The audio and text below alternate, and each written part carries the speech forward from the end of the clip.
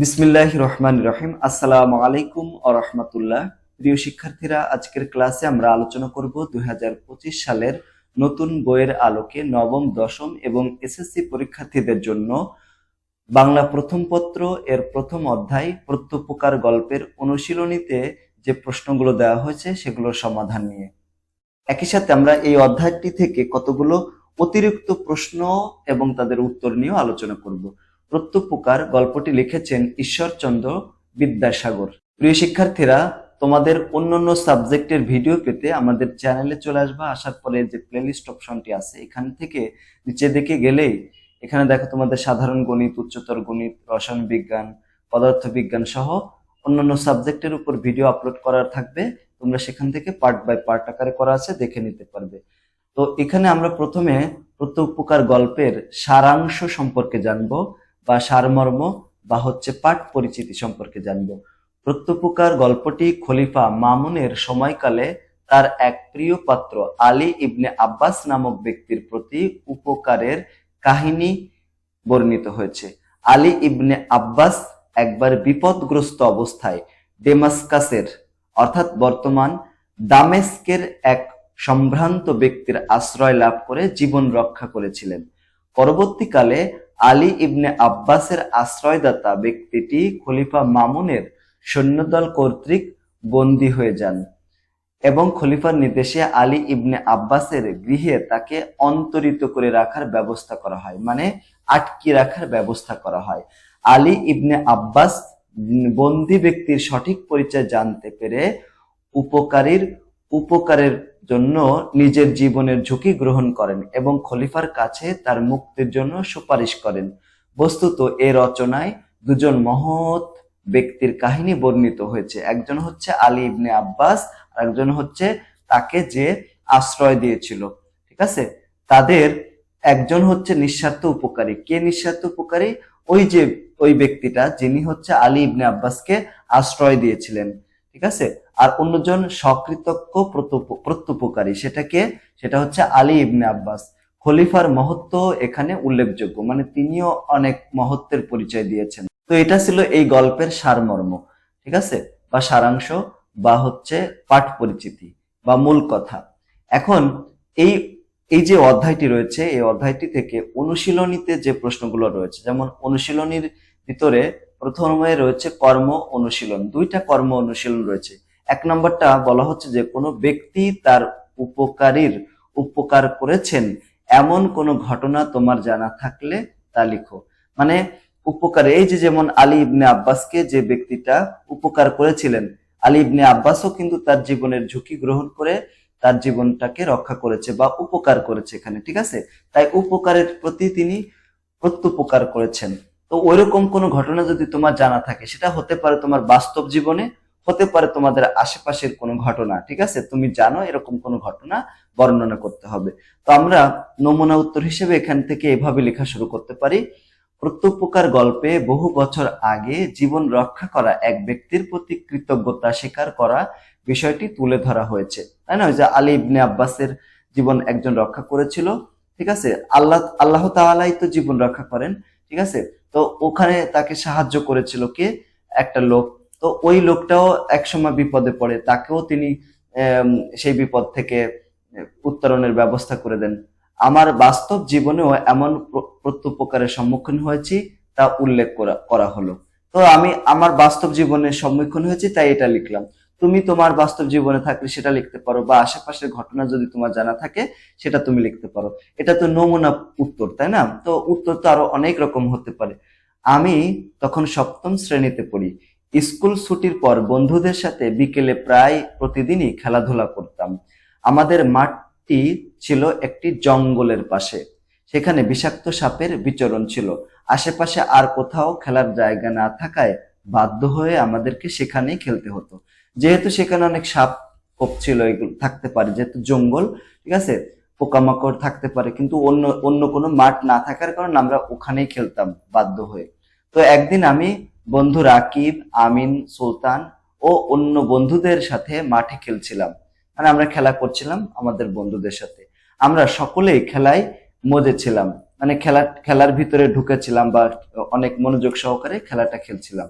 তো হঠাৎ আমি অনুভব করলাম আমার পায়ে কি যেন কামড় দিয়েছে, ওর মানে একটা সাপে কামড় দিয়েছিল। পরে দেখি একটা বিষাক্ত সাপ দ্রুত সেখান থেকে পালিয়ে যায়। পরে আমার বন্ধু রাকিব আমার পায়ের ক্ষতস্থানের উপরে তার গায়ের যে গেঞ্জিটা ছিঁড়ে বেঁধে দিয়ে দ্রুত অটো নিয়ে অটো দিয়ে আমাকে আমাদের জেলা সদর হাসপাতালে নিয়ে যায়। আমিন আমার বাড়িতে খবর দিয়ে দেয়, ঠিক আছে। হাসপাতালে চিকিৎসক সব জেনে আমাকে অ্যান্টিভেনম দেয়। অ্যান্টিভেনম মানে ওই যে সাপে কামড়ালে যে যে ওষুধ দেওয়া হয় এটা। এভাবে আমি প্রাণ ফিরে পাই। তো কিছুদিন পর রাকিব অনেক অসুস্থ হয়ে যায়। হাসপাতালে নিয়ে গেলে ডাক্তার বলে তাকে এ নেগেটিভ রক্ত দিতে হবে। এ নেগেটিভ, এ মাইনাস রক্ত জোগাড় করে দিতে না পারলে তার অপারেশন হবে না। তো আমি কি করলাম, আমার রক্তের গ্রুপ ছিল এ নেগেটিভ, এ মাইনাস। আমি মনে মনে ভাবলাম রাকিবের প্রতি কৃতজ্ঞতা স্বীকারের এটিই সুযোগ। তখন আমি তাকে সেদিন রক্ত দিলাম। তার অপারেশন সফলভাবে সম্পূর্ণ হলে সে দ্রুত সুস্থ হয়ে যায়। তো এভাবে সে যেহেতু আমার উপকার করেছিল, সাপে কামড়ালে সে তার গেঞ্জি ছিঁড়ে আমাকে হাসপাতাল পর্যন্ত পৌঁছে দিয়েছিল।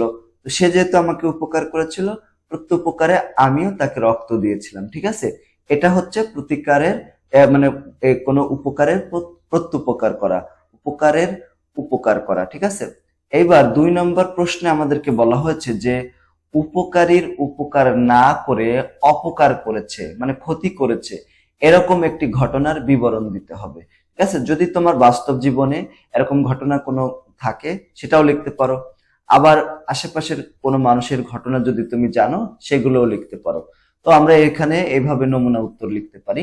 আমি এমন একটা ঘটনার কথা জানি। কেমন ঘটনা?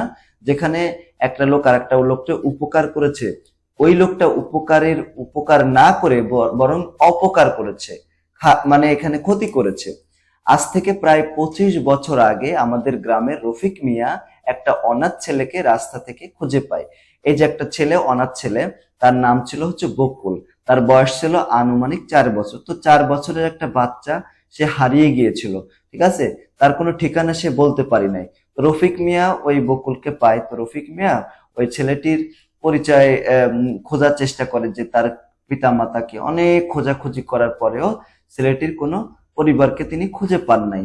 আর ছেলেটি রাস্তা দিয়ে এখানে সেখানে থাকছিল, ঠিক আছে, কেউ তার দায়িত্ব নিয়ে নেই। তখন রফিক মিয়াই তার তার বাসায় তার পরিবারের সাথে তাকে বড় করেছিল। তো রফিক মিয়ার কোনো ছেলে মেয়ে ছিল না, তার নিজের কোনো সন্তান ছিল না। তাহলে কি করলো, ওই ওই জন্য তিনি ওই যে ছেলেটিকে পেলেন, মানে বকুলকে, ছেলেকে নিজের ছেলে হিসেবে লালন পালন করেছিল। মানে যেহেতু রফিক মিয়ার কোনো ছেলে সন্তান বা মেয়ে সন্তান নাই, তো এই জন্য ওই যে যে ছেলেটা বকুল, তাকে রাস্তা থেকে খুঁজে পেল আর কি, তাকে লালন পালন শুরু করে নিজের ছেলের মতো। তো ছেলেটিকে তিনি তার সারা জীবনের অর্জিত, মানে যত টাকা অর্জন করেছে, অর্জিত অর্থ খরচ করে লেখাপড়া শিখিয়েছেন সব টাকা দিয়ে। ছেলেটি বড় হয়ে চাকরি করে, কিন্তু রফিক সাহেবের কোনো খোঁজ খবর নেই না। মানে ওই ছেলেটি পরে টাকা পয়সা খরচ করে তো চাকরি করলো, চাকরি পেলে তিনি কিন্তু রফিক মিয়ার কোনো খোঁজ খবর নিল না। এমনকি বকুল কি করলো, রফিক মিয়া এবং তার স্ত্রীকে বাড়ি থেকে বের করে দিল। তাহলে কি, উপকার তো করেই নাই, বরং তার ক্ষতিও করলো। এখন এখন রফিক মিয়া কি করে, ঢাকা শহরে ভিক্ষা করে এবং একটি বস্তিতে থাকে। যেহেতু তার নিজের আর কিছু নাই, সব টাকা পয়সা তো সে ওই বকুলের পিছনে খরচ করলো। তাহলে দেখছো, এরকম একটা ঘটনা আমরা এইভাবে লিখতে পারি। এমন ঘটনা কল্পনাকেও হার মানায়। আল্লাহ তাআলা যেন রফিক মিয়ার সহায় হন, আর বকুল যেন তার কৃতকর্মের শাস্তি পাক। তো এরকম ঘটনা, মনে করো আমার জানা মতে এই ঘটনা আমরা লিখলাম। তোমার যে আশেপাশের ঘটনা, অথবা তোমার বাস্তব জীবনে তোমার কোনো বন্ধু বা আত্মীয় স্বজন তোমার সাথে এরকম কোনো একটা আহ ঘটনা ঘটাতে পারে, সেই সম্পর্কে তুমি এভাবে সুন্দর করে লিখতে পারো। তো এই 2টা প্রশ্ন ছিল আমাদের অনুশীলনীতে দেওয়া। এখন আমরা এরকম টাইপের কতগুলো অতিরিক্ত প্রশ্ন দেখবো, যেগুলো পরীক্ষায় আমাদের আসতে পারে বা তোমার কাজে লাগতে পারে, ঠিক আছে। যেমন প্রত্যুপকার গল্পের অতিরিক্ত কর্ম অনুশীলন, কতগুলো অতিরিক্ত প্রশ্ন আমরা দেখবো। যেমন প্রথম প্রশ্ন, এজন্য পৃথিবীতে যত স্থান আছে ওই স্থান আমার সর্বাপেক্ষা প্রিয়। এই কথাটা আমাদেরকে ব্যাখ্যা করতে হবে। তো আমরা ব্যাখ্যা করি এইভাবে। খলিফা মামুনের শাসনকালে আলী ইবনে আব্বাস নামক এক ব্যক্তি ছিলেন। তিনি খলিফা মামুনের একজন উপদেষ্টা ছিল, ঠিক আছে, প্রিয় পাত্র ছিল। তিনি খলিফার প্রিয় পাত্র ছিলেন, মানে উপদেষ্টা ছিলেন, কাছের লোক ছিলেন। একবার আলী ইবনে আব্বাস বিপদে পড়ে ডেমাস্কাস বা দামেস্কের এক সম্ভ্রান্ত ব্যক্তির আশ্রয় লাভ করেছিলেন। আলী ইবনে আব্বাস আশ্রয়দাতার কাছ থেকে তিনি সবিশেষ উপকৃত হয়ে জীবন বাঁচিয়েছিলেন। এই উপকারের কথা তিনি ভুলে যাননি, আজীবন মনে রেখেছেন। একবার ঘটনাক্রমে ওই সম্ভ্রান্ত ব্যক্তি খলিফার নির্দেশে আলী ইবনে আব্বাসের গৃহে বন্দী অবস্থায় থাকেন, ঠিক আছে। তখন তিনি ওই ব্যক্তির পরিচয় জানতে চাইলে ডেমাস্কাসের বা দামেস্কের প্রসঙ্গ আসে, মানে কথা বলতে বলতে ওই দামেস্কের জিজ্ঞেস করে বন্দির যে ব্যক্তিকে যে আপনাদের বাসা কোথায়, তখন ওই ব্যক্তি বলে যে আমার বাসা হচ্ছে দামেস্কে। তো এখানে দামেস্ক বা ডেমাস্কাসের প্রসঙ্গ আসে। ডেমাস্কাসের যে স্থানে আলী ইবনে আব্বাস উপকৃত হয়েছিলেন সেই ব্যক্তি ওই বন্দির মানে আবাস জেনে তিনি আলোচ্য কথাটি বলেছেন। যে ওই বন্দির যে ব্যক্তিটা উনিও বলে যে আমার বাসা হচ্ছে ডেমাস্কাসের ওই নির্দিষ্ট স্থানে। এজন্য আলী ইবনে আব্বাস বলে যে ওই পৃথিবীতে যত স্থান আছে সবচেয়ে আমার কাছে ওই স্থানটা প্রিয়। কেননা তিনি ওইখানে বন্দী মানে যখন বিপদে পড়েছিলেন তখন ওই লোকের বাসায় তিনি আশ্রয় গ্রহণ করেছিলেন এবং জীবন রক্ষা করেছিলেন। মূলত আলী ইবনে আব্বাস উপকারীর প্রতি কৃতজ্ঞতা বশত ওই উক্তি করেছিলেন, মানে কৃতজ্ঞতা প্রকাশ করার স্বরূপ হিসাবে তিনি এই ধরনের উক্তি ব্যবহার করেছিলেন। তো এইভাবে আমরা এই ধরনের এই প্রশ্নটা যদি আসে এইভাবে ব্যাখ্যা করে দেব। পরে অতিরিক্ত আরেকটা প্রশ্ন, যে ব্যক্তি এমন দয়াশীল মানে যার ভিতরে দয়া আছে, পরোপকারী মানে অন্যের উপকার করতে পারে, ন্যায়পরায়ণ এবং সদ্বিবেচক, তিনি কখনোই দুরাচার নহেন, মানে খারাপ নহেন। তো এটা ব্যাখ্যা করতে হবে। আলী ইবনে আব্বাস নামক এক ব্যক্তি খলিফা মামুনের প্রিয় পাত্র ছিলেন, উপদেষ্টা ছিলেন। একবার খলিফার নির্দেশে এক ব্যক্তিকে তার বাড়িতে অন্তরিত করে রাখার ব্যবস্থা করা হয়, মানে আটকিয়ে রাখার ব্যবস্থা করা হয়। এক পর্যায়ে তিনি ওই ব্যক্তির পরিচয় লাভ করেন এবং ওই ব্যক্তি একবার তাকে চরম বিপদের দিনে আশ্রয় দিয়ে উপকার করেছিলেন, তাই না? এমনকি আসার সময় তাকে অনেক টাকা পয়সাও দিয়েছিল। তাই কৃতজ্ঞতা বশত আলী ইবনে আব্বাস তাকে মুক্ত করে দিতে চাইলে তিনি এতে রাজি হননি, কেননা এর ফলে আলী ইবনে আব্বাসের প্রতি খলিফা রাগান্বিত হবেন, মানে রেগে যাবেন, এতে তার বিপদ হবে। তিনি জেনে শুনে আলী ইবনে আব্বাসকে বিপদে ফেলতে চান না, তাই মুক্তি পাওয়ার এমন সুযোগ পেয়েও তিনি তা গ্রহণ করেননি। এমন দয়াশীল, পরোপকারী, ন্যায়পরায়ণ এবং সদ্বিবেচক মানুষ কখনো খারাপ হতে পারে না, এইটাই তিনি মানে আলী ইবনে আব্বাস বলেছেন। তো এই বিষয়টি আলী ইবনে আব্বাস প্রশ্নোক্ত উক্তির মাধ্যমে খলিফার দরবারে উপস্থাপন করে ওই ব্যক্তিকে নির্দোষ প্রমাণ করার চেষ্টা করেন। যে তিনি যে খলিফাকে বলেন যে আমি তাকে এই ধরনের অফার দিলাম কিন্তু তিনি এটা করলেন না, তাহলে যে ব্যক্তিটা এত সৎ, এত ন্যায়পরায়ণ, ঠিক আছে, এত সদ্বিবেচক, তাহলে সে তো আর কোনো খারাপ কাজ করতে পারে না, মানে প্রমাণ করতে চেয়েছিলেন যে তিনি হচ্ছে নির্দোষ, ঠিক আছে। এই গল্পে যে প্রাণের রক্ষা করিয়াছি আপন প্রাণ রক্ষার্থে এক্ষণে সেই প্রাণ নিবাসের কারণ হইব তাহা কখনো হইবে না। এই বাক্যের অর্থ কি? ঠিক আছে, এই গল্পের ভিতরে এরকম একটা বাক্য ছিল, এই বাক্যের অর্থ কি তাই বলেছে আর কি। প্রত্যুপকার গল্পে দামেস্কের এক ব্যক্তিকে অপরাধী সাব্যস্ত করে খলিফা মামুনের কাছে নিয়ে আসা হলে খলিফা তার প্রিয় পাত্র আলী ইবনে আব্বাসকে আদেশ করেন সেই অপরাধী ব্যক্তিকে যেন তার বাড়িতে নিয়ে বন্দি করে রাখেন। আলী ইবনে আব্বাস যখন জানতে পারে যে বন্দীকৃত ব্যক্তিটির বাসস্থান দামেস্কে, তখন সে তার অতীত স্মৃতি স্মরণ করেন। অতীতে কি হয়েছিল, অনেক বছর আগে দামেস্কের শাসনকর্তা পদচ্যুত হলে তিনি সেই পদে অধিষ্ঠিত হন, তার সাথে এই আলীও ছিলেন, ঠিক আছে, আলী ইবনে আব্বাসও ছিলেন। তো এখানে পদচ্যুত শাসনকর্তা তাদেরকে আক্রমণ করলে সে পালিয়ে একজন সম্ভ্রান্ত লোকের ঘরে আশ্রয় নিয়েছিল, ঠিক আছে। যেমন দেখো এখানে যে শেখ হাসিনার এখন মানে পতন হয়েছে, তো সেখানে তার যে এমপিরা মন্ত্রীরা ছিল, তাই না, বা হচ্ছে তার পক্ষের লোকগুলো ছিল, তো এখন তো তারা দেখো পালিয়ে পালিয়ে বেড়াচ্ছে অনেক জায়গায়। তো ওরকম আলী ইবনে আব্বাসও ওরকম পালিয়ে পালিয়ে বেড়াচ্ছিল। তো পালিয়ে পালিয়ে বেড়াইলে একটা লোক তাকে আশ্রয় দিয়েছিল। সেই লোকটি তাকে অনেক সমাদর করেছিল। দীর্ঘ 1 মাস নির্ভয়ে নিরাপদে সে সেখানে অবস্থান করেছিল। সেখান থেকে চলে আসার সময় সেই ব্যক্তিটি তাকে অনেক স্বর্ণ মুদ্রা সহ সুসজ্জিত অশ্ব, ঘোড়া এবং খাদ্য সামগ্রীর সাথে একজন আহ ভৃত্যও দিয়ে দিয়েছিলেন, মানে একজন লোককেও দিয়ে দিয়েছিল। এভাবে সেই লোকটির আতিথেয়তা এবং সার্বিক ব্যবহারে আলী ইবনে আব্বাস অনেক খুশি হন এবং এভাবে কি করেছিলেন, এভাবে লোকটি তার প্রাণ বাঁচায়। এই ঘটনা শুনে অপরাধী লোকটি বলেন যে এই হতভাগা ব্যক্তি, মানে সেই ব্যক্তি যে ওই দিন তাকে আশ্রয় দিয়েছিল, সেই ব্যক্তি হচ্ছে ওই বন্দী ব্যক্তিটা। তখন আলী তাকে দেখে চিনে ফেলে এবং তাকে বাঁচানোর জন্য চেষ্টা করে। সেজন্য লোকটিকে বাঁধন খুলে দিয়ে সেখান থেকে পালিয়ে যেতে বলে।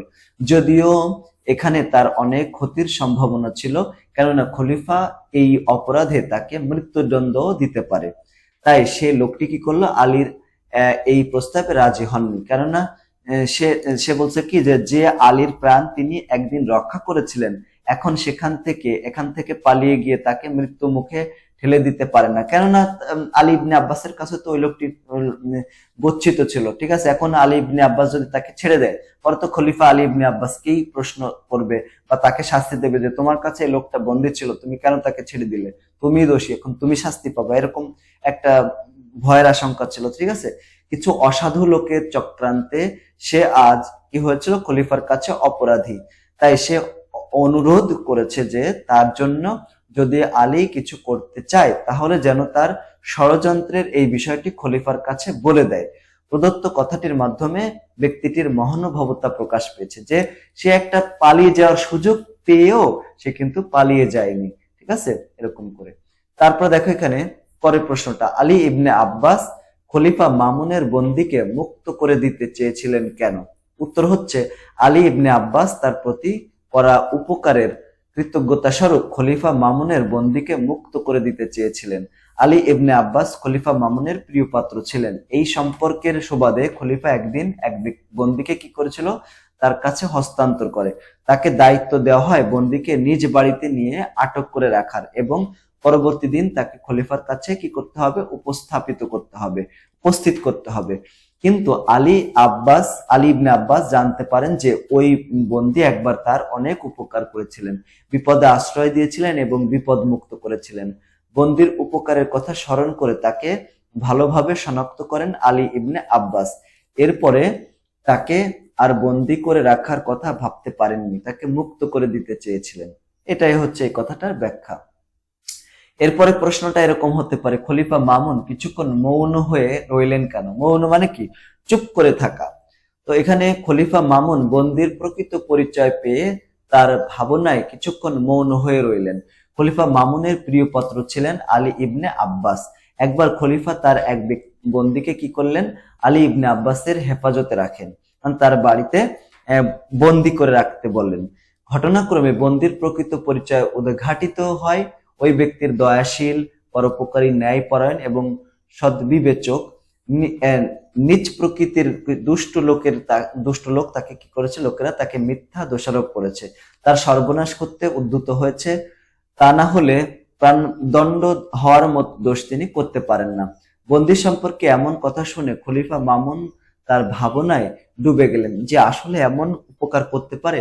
এ কারণেই তিনি কিছুক্ষণ মৌন হয়ে রইলেন, মানে চুপ করে রইলেন, যে কি এমন একটা ঘটনা, তাই না, যে এরকম একটা। তো এখন আমরা এখান থেকে কয়েকটা সংক্ষিপ্ত প্রশ্ন এবং উত্তর দেখব। এই সংক্ষিপ্ত প্রশ্ন এবং উত্তর কিন্তু আমাদের পরীক্ষায় আসতে পারে, ঠিক আছে। এইগুলো সংক্ষিপ্ত প্রশ্ন, এক কথায় উত্তরে আসতে পারে। ঈশ্বরচন্দ্র বিদ্যাসাগর কত সালে জন্মগ্রহণ করেন? 1820 সালে। ঈশ্বরচন্দ্র বিদ্যাসাগর কত সালে মৃত্যুবরণ করেন? 1891 সালে। দেখো, 1820 সালে তিনি জন্মগ্রহণ করেন আর 1891 সালে তিনি মৃত্যুবরণ করেন। তাহলে তিনি প্রায় 69 বছরের মতো জীবিত ছিলেন, মানে 70-71 বছরের মতো তিনি জীবিত ছিলেন। ঈশ্বরচন্দ্র বিদ্যাসাগরের বিখ্যাত গল্পের নাম কি? বিখ্যাত গল্পের নাম হচ্ছে শকুন্তলা। বর্ণ পরিচয়, বেতাল, পঞ্চবিংশতি, ভ্রান্তিবিলাস কার উল্লেখযোগ্য গ্রন্থ? এগুলো হচ্ছে ঈশ্বরচন্দ্র বিদ্যাসাগরের উল্লেখযোগ্য গ্রন্থ। কে হিন্দু সমাজে বিধবা বিবাহ প্রচলন শুরু করেন? প্রচলন করেন হচ্ছে ঈশ্বরচন্দ্র বিদ্যাসাগর। হিন্দু সমাজে বিধবা বিবাহ প্রচলন মানে হিন্দু সমাজে আগে যদি তার স্বামী একবার মারা যেত, বিধবা বিবাহ, তাহলে তার আর বিয়ে হতো না। ঠিক আছে, তো এখানে ঈশ্বরচন্দ্র বিদ্যাসাগর সেই প্রথা ভঙ্গ করে এবং নতুন করে তিনি কি করেছেন, হিন্দু সমাজে বিধবা বিবাহের প্রচলন শুরু করেছিলেন। নিজের ছেলের সাথেই তিনি একজন বিধবার বিয়ে দিয়েছিলেন। কে বিধবা বিবাহ আইন পাশ করাতে সক্ষম হয়েছিলেন? ঈশ্বরচন্দ্র বিদ্যাসাগর। প্রত্যপুকার গল্পটির রচয়িতাকে ঈশ্বরচন্দ্র বিদ্যাসাগর। প্রত্যপুকার গল্পটি কোন রীতিতে রচিত? সাধু ভাষায় বা সাধু রীতিতে রচিত। প্রত্যপুকার গল্পটি কোন গ্রন্থ থেকে নেওয়া হচ্ছে? আখ্যান মঞ্জরি গল্প থেকে বা গ্রন্থ থেকে নেওয়া হচ্ছে। খলিফার নাম কি ছিল? খলিফার নাম ছিল খলিফা মামুন। খলিফার প্রিয় পাত্র কে ছিলেন? আলী ইবনে আব্বাস। হস্ত পদবদ্ধ ব্যক্তির নিবাস কোথায় ছিল? ডেমাস্কাস বা দামেস্কে ছিল। আলী ইবনে আব্বাসের দেশের নাম কি ছিল? বাগদাদ ছিল, বাগদাদ। তোমা হইতেই তাহার প্রাণ রক্ষা হইল। কে উক্তিটি করেছিলেন? তোমা হইতেই তাহার প্রাণ রক্ষা হইল, খলিফা উক্তিটি করেছিলেন, খলিফা মামুন। পৃথিবীতে যত স্থান আছে ওই স্থান আমার সর্বাপেক্ষা প্রিয়, উক্তিটি কে করেছেন? এটা করেছিল হচ্ছে আলী ইবনে আব্বাস। আপনার মনস্কাম পূর্ণ হয়ে আছে, উক্তিটি কে কাকে করিয়াছে? আপনার মনস্কাম পূর্ণ হয়ে আছে, উক্তিটি ডেমাস্কাস বসবাসকারী বিচারাধীন বন্দী আলী ইবনে আব্বাস কে করেছে। তারপরে 17 নম্বর প্রশ্ন, আশ্রয়দাতা গৃহস্বামীর বাড়িতে আলী ইবনে আব্বাস কতদিন অতিবাহিত করেছিল? প্রায় 1 মাস অতিবাহিত করেছিলেন। খলিফা কেমন শাসক ছিলেন? ন্যায়পরায়ণ শাসক ছিলেন। কেননা তিনি ন্যায়পরায়ণ করেই তো ওই ব্যক্তিটাকেও তিনি মৃত্যুদণ্ড থেকে রেহাই দিয়েছিলেন। তিনি কখনোই দুরাচার নহেন। কার সম্পর্কে এই কথাটা বলা হয়েছে? তিনি কখনোই দুরাচার নহেন, ডেমাস্কাস নিবাসী বন্দী সম্পর্কে এই কথাটা বলা হয়েছে। এরপরে 20 নম্বর প্রশ্ন, প্রতীতি অর্থ কি? প্রতীতি অর্থ হলো বিশ্বাস। প্রত্যুপকার অর্থ কি? প্রত্যুপকার অর্থ হলো উপকারীর প্রতি উপকার, মানে যে উপকার করেছে তার উপকার করা। সমভি ব্যহারে বলতে কি বোঝানো হয়েছে? সমভি ব্যহারে বলতে সঙ্গী সাথী সহায়কে বোঝানো হয়েছে, সহযোগকে বোঝানো হয়েছে। ডেমাস্কাস বর্তমানে কি নামে পরিচিত? দামেস্ক নামে পরিচিত। মৌনভাব অবলম্বন বলতে কি বোঝায়? মৌনতা অবলম্বন বলতে নীরবতা পালন করাকে বোঝানো হয়। তো এখানে দেখো আমরা কতগুলো, যেমন 24টার মতো এক কথায় উত্তর দেখলাম। এই এক কথায় উত্তর কিন্তু তোমাদের পরীক্ষা আসতে পারে, অথবা খুব সংক্ষিপ্ত প্রশ্ন আকারে এগুলো আসতে পারে। এখন আমাদের অনুশীলনীতে দেখো 2টা বহু নির্বাচনী প্রশ্ন কিন্তু দেওয়া আছে। বহু নির্বাচনী প্রশ্ন, খলিফা মামুন কোথাকার শাসনকর্তা ছিলেন? তো খলিফা মামুন কোথাকার শাসনকর্তা ছিলেন? তো খলিফা মামুন কোথাকার শাসনকর্তা ছিলেন? বাগদাদের শাসনকর্তা ছিলেন। এরপরের প্রশ্নটা ছিল, উদ্দীপকটি পড়ে 2 নং প্রশ্নের উত্তর দাও। সে বিস্ময়াবহ কাহিনী শুনিয়া নৃপতি মুগ্ধ হইলেন, বহুদিনের বিদ্বেষ ভাব দূরে গেল, ভক্তিতে অন্তর আর্দ্র হইল, প্রেমের জয় হইল। নৃপতির কণ্ঠে হাতেমের জয়গান, তাহার কণ্ঠে ভেদিয়া উত্থিত হইল, ধন্য হাতেম, ধন্য তাহার কুল। তো এখানে প্রশ্ন করা হয়েছে যে 2 নম্বর, নৃপতির মাধ্যমে প্রত্যুপকার গল্পের খলিফার কোন বৈশিষ্ট্য প্রকাশ পেয়েছে? এখানে যে নৃপতির যে তিনি যে তার যে কাহিনী, এইটার মাধ্যমে খলিফার কোন বৈশিষ্ট্য এখানে প্রকাশিত হয়েছে? তো এটা হবে মহানুভবতা। এরপরে আমরা কতগুলো অতিরিক্ত বহু নির্বাচনী প্রশ্ন দেখব। অতিরিক্ত বহু নির্বাচনী প্রশ্ন মানে এই অধ্যায় থেকে অতিরিক্ত যে প্রশ্নগুলো আসতে পারে। যেমন ঈশ্বরচন্দ্র বিদ্যাসাগর কত সালে জন্মগ্রহণ করেন? জন্মগ্রহণ করেন হচ্ছে 1820 সালে। বর্ণপরিচয় ও ভ্রান্তিবিলাস গ্রন্থ 2টি রচয়িতা হচ্ছে ঈশ্বরচন্দ্র বিদ্যাসাগর। প্রত্যুপকার গল্পটি লেখকের কোন গ্রন্থ থেকে নেওয়া হয়েছে? নেওয়া হচ্ছে আখ্যান মঞ্জরি থেকে। প্রত্যুপকার গল্পটি কোন ভাষা রীতিতে রচিত রয়েছে? সাধু ভাষা রীতিতে রচিত রয়েছে। প্রত্যুপকার গল্পটির কথক কে বা কার জবানিতে বর্ণিত হয়েছে? এটা হচ্ছে আলী ইবনে আব্বাসের জবানিতে বর্ণিত হয়েছে। 6 নম্বর, উৎকট শব্দটির অর্থ কি? উৎকট মানে তীব্র। প্রফুল্ল লোচনে শব্দটির অর্থ কি? অর্থ হচ্ছে আনন্দিত চোখে। প্রফুল্ল লোচনে শব্দটির অর্থ কি? আনন্দিত চোখে। 1-2বার চলে আসছে আর কি। 8 নম্বর, কোপানল শব্দটি কি অর্থে ব্যবহৃত হয়েছে? ক্রোধের আগুন। ক্রোধের আগুনকে কোপানল বলা হচ্ছে, কোপানল। ঈশ্বরচন্দ্র বিদ্যাসাগর কত সালে মৃত্যুবরণ করেন? তিনি মৃত্যুবরণ করেন 1891 সালে। তত্ত্বপোকার গল্পের কথকের সর্বাপেক্ষা প্রিয় স্থান কোনটা? প্রিয় স্থান হচ্ছে ডেমাস্কাস বা দামেস্ক। তো এটা ছিল অতিরিক্ত প্রশ্ন। এখন আমাদের অনুশীলনীতে কতগুলো একটা সৃজনশীল প্রশ্ন দেওয়া আছে, সৃজনশীল প্রশ্ন, ওইটার উত্তর করব। দেখো, চুরির অভিযোগে কিছু লোক জৈনিক ব্যক্তিকে চেয়ারম্যানের ইউনিয়ন পরিষদে হাজির করলো। ঘটনার বিবরণ শুনে তিনি চৌকিদার আমজাদকে ডেকে নির্দেশ দিলেন বন্দীকে তার বাড়িতে রাখতে। ঘটনাক্রমে তিনি জানতে পারলেন বন্দী ব্যক্তি আর কেউ নয়, সে 10 বছর আগে আমজাদের সন্তানকে সড়ক দুর্ঘটনা থেকে বাঁচিয়েছিলেন, নিজ গৃহে নিয়ে গিয়ে আহত সন্তানের সেবা করেছিল। কিন্তু আমজাদ নিজের ক্ষতি না ভেবে, ঠিক আছে, না চেনার ভান করে চুপ করে রইল। মানে জানতে পারলো যে ওই ওই যে বন্দী অবস্থা যে লোকটা, সেটা হচ্ছে আমজাদের ছেলেকে সড়ক দুর্ঘটনা থেকে কি করেছিল? বাঁচিয়েছিলেন, নিজ গৃহে আশ্রয় দিয়েছিল। কিন্তু এখন ওই ওই ঘটনা, যেহেতু সে বিপদে পড়ছে, এখন চুপ করে তাকে না চেনার ভান করে রয়েছে। তো এখন এখান থেকে 4টা প্রশ্ন করা হচ্ছে, যেমন প্রত্যুপকার শব্দের অর্থ কি? খলিফা মামুন কিছুক্ষণ মৌন হয়ে ছিলেন কেন? উদ্দীপকের বন্দির ঘটনা প্রত্যুপকার গল্পের কোন ঘটনার কথা স্মরণ করিয়ে দেন? ব্যাখ্যা করো।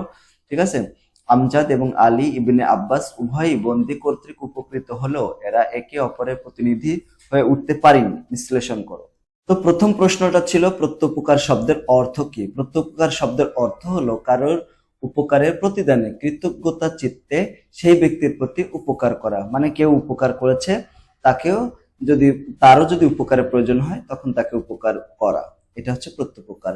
6 নম্বর, খলিফা মামুন কিছুক্ষণ মৌন হয়েছিলেন কেন? এটার উত্তর কিন্তু আমরা অলরেডি করেছি। খলিফা মামুন আলী ইবনে আব্বাসের বিবরণ শুনে এবং বন্দির দয়া, ন্যায়পরায়ণতা, সদাচরণের কথা জেনে এক গভীর চিন্তায় মগ্ন হয়ে যান। তিনি উপলব্ধি করেন বন্দির মতো মহান ব্যক্তির উপর মিথ্যা অভিযোগ এনে তার প্রাণদণ্ড আদেশ করা একটা ভুল হতে চেয়েছিল, মানে একটা ভুল হতে চলেছিল, তাই না? চলেছিল। নিজের ভুল বুঝতে পেরে তিনি কিছুক্ষণ মৌন ছিলেন এবং ন্যায় বিচার নিশ্চিত করার সিদ্ধান্ত নিয়েছিলেন। এরপরে 9 নম্বর প্রশ্ন, উদ্দীপকের বন্দির ঘটনা প্রত্যুপকার গল্পের কোন ঘটনার কথা স্মরণ করিয়ে দেন? বা দেয় আর কি, দেয়, স্মরণ করিয়ে দেয়, ব্যাখ্যা করো।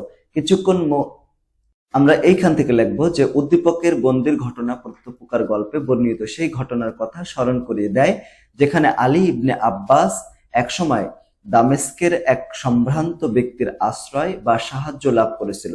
ঠিক আছে, দামেস্কের বা ডেমাস্কাসের সেই ব্যক্তি 1 মাস ধরে তাকে নিজের বাড়িতে লুকিয়ে রাখেন, নিরাপত্তা প্রদান করেন এবং অর্থসহ যাবতীয় প্রয়োজন মিটিয়ে তার নিরাপদ প্রস্থান নিশ্চিত করেন।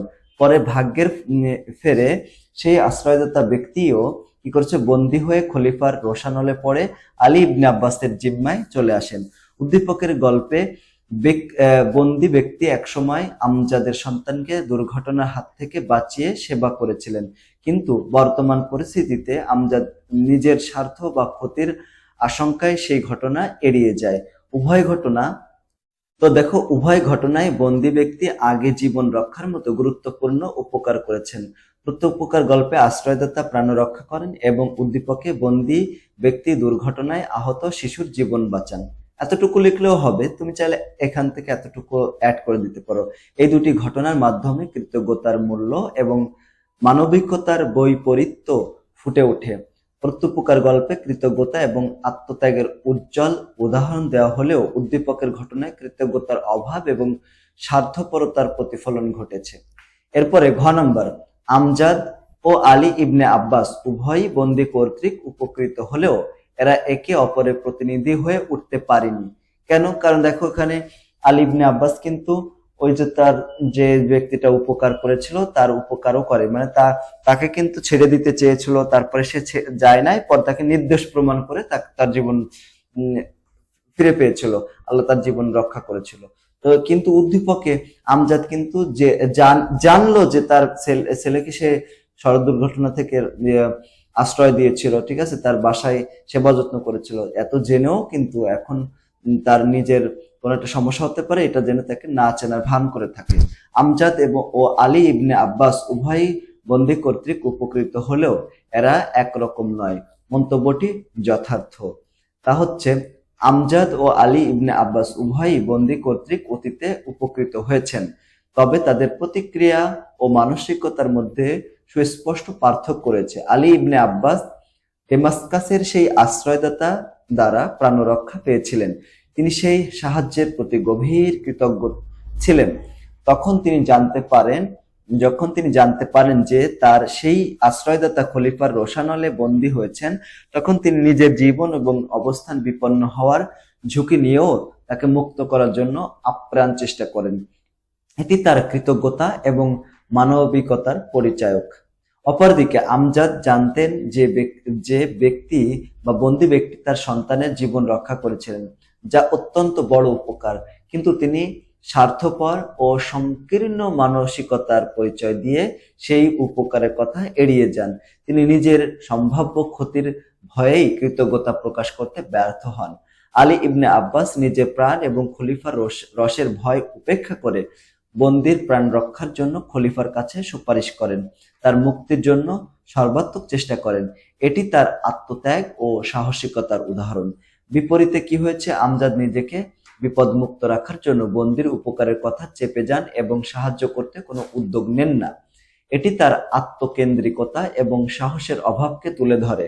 যদিও আমজাদ ও আলী ইবনে আব্বাস একই পরিস্থিতিতে পড়েছিলেন, তাদের আচরণ, তাদের মানসিকতা এবং নৈতিকতার পার্থক্য স্পষ্ট করে। আলী ইবনে আব্বাস কৃতজ্ঞতার উজ্জ্বল উদাহরণ স্থাপন করেন, সেখানে আমজাদ কৃতজ্ঞতার অভাব ও স্বার্থপরতার পরিচয় দেন। এই বৈপরীত্য আমাদের মনে করিয়ে দেয় যে প্রকৃত কৃতজ্ঞতা কেবল অনুভূতির বিষয় নয়, বরং তা কার্যকর আচরণ ও দায়িত্ববোধে প্রকাশ পায়। তো এখানে আলহামদুলিল্লাহ আমরা প্রথম অধ্যায়টা অর্থাৎ প্রত্যুপকার গল্পটি একদম শেষ করে ফেললাম। তোমাদের অনুশীলনীতে যত প্রশ্নগুলো ছিল সবগুলোর উত্তর করলাম, পাশাপাশি আমি তোমাদের অতিরিক্ত আরো কতগুলো প্রশ্ন দিলাম, এগুলো তোমাদের পরীক্ষায় আসতে পারে। ঠিক আছে, প্রিয় শিক্ষার্থীরা, তোমরা যদি আমাদের কেউ পেইড কোর্সগুলোতে ভর্তি হতে চাও, যেমন যারা বিজ্ঞান বিভাগে রয়েছে তাদের জন্য মাত্র 550 টাকায় 5টা সাবজেক্ট পড়তে পারবা: পদার্থ, রসায়ন, জীববিজ্ঞান, সাধারণ গণিত এবং উচ্চতর গণিত। কেউ যদি আমাদের এই কোর্সটিতে ভর্তি হতে চাও তাহলে এই নাম্বারে 01620103495 যোগাযোগ করবা। আর যদি কেউ আর্টস বা কমার্সে থাকো তাহলে তার 2টা সাবজেক্ট গণিত এবং সাধারণ বিজ্ঞান মাত্র 220 টাকার বিনিময়ে পড়ানো হয়। এই নাম্বারে যোগাযোগ করবা যদি কেউ ভর্তি হতে চাও। আর যারা ঢাকা, রামপুরার আশেপাশে রয়েছে তারা চাইলে আমাদের অফলাইন ব্যাচ রয়েছে ৭৫ পশ্চিম মেরুল বাড্ডা, ঢাকা ১২১২। এটা হচ্ছে ব্র্যাক ইউনিভার্সিটির পকেট গেটের মাথার গলিতে একদম। তোমরা যদি কেউ এখানে সরাসরি ভর্তি হতে চাও তাও ভর্তি হতে পারো। সবাইকে ধন্যবাদ। আসসালামু আলাইকুম ওয়া রাহমাতুল্লাহ।